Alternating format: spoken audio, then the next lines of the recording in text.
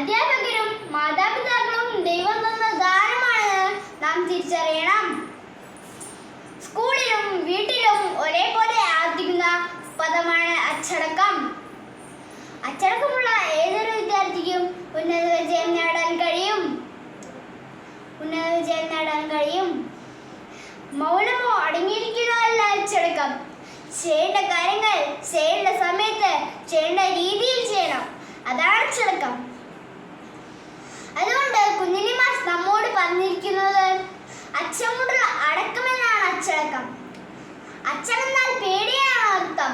അതുകൊണ്ട് കുട്ടികളായി നമുക്ക് വേണ്ടത് അച്ചമല്ല, അടക്കമാണ് വേണ്ടത്.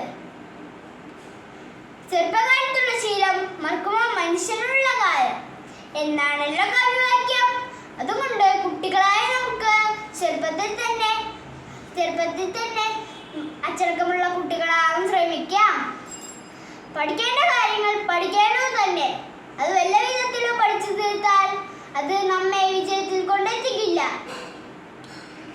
വീടും സ്കൂളും ഒരു സ്വർഗമാക്കി തീർക്കാൻ കുട്ടികളായ നമുക്ക് സാധിക്കട്ടെ എന്ന് പറഞ്ഞുകൊണ്ട് ഞാൻ നിർത്തുന്നു.